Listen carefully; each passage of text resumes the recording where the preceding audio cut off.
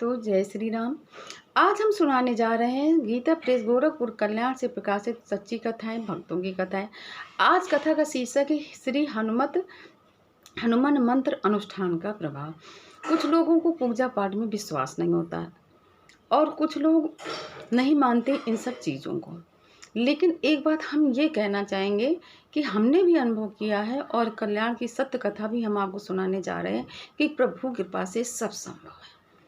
अगर प्रभु जैसे भक्त बालक ध्रुव थे, सिर्फ 4-6 साल की उनकी अवस्था थी, उन्होंने भगवान को प्राप्त किया। वो पढ़े लिखे नहीं थे, लेकिन जब विष्णु भगवान ने उनके गाल में अपना शंख छुआ दिया तो उनको सब विद्याएं अपने आप आ गई। इसी तरह की कथा हम सुनाने जा रहे हैं। कृपया इस तरह की कथाएं सुनने के लिए हमारे चैनल को सब्सक्राइब जरूर करें। अब सुना रहे हैं स्वामी श्री अखंडानंद जी सरस्वती। ये कथा सुनाइए श्री अखंडानंद जी सरस्वती जी महाराज ने। मैं अपनी बालावस्था में श्री अवध जाया करता था। जानकी घाट वाले पंडित श्री राम वल्लभा शरण जी महाराज के चरणों में मेरी अपार श्रद्धा थी और वे अकारण ही मेरे ऊपर अपनी वात्सल कृपा किया करते थे। एक दिन उन्होंने पंडित श्री राम वल्लभा शरण जी ने प्रसंग बस अपने पहले जीवन की एक घटना बताई, सत्य घटना बताई।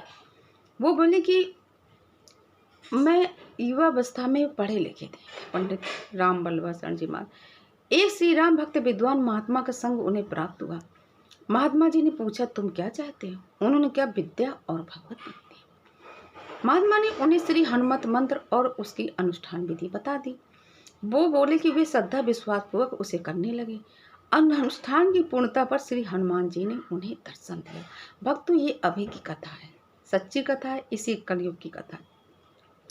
और वरदान में कहा कि तुम 3 दिनों के भीतर, वरदान दिया, तुम 3 पढ़े लिखे नहीं थे, तुम 3 दिनों के भीतर जितने ग्रंथों को दर्शन कर लोगे, यानी सिर्फ देख लोगे, वे सब प्राय तुम्हें कंठस्थ हो जाएंगे, तुम्हें याद हो जाएंगे, सिर्फ देखने मात्र से।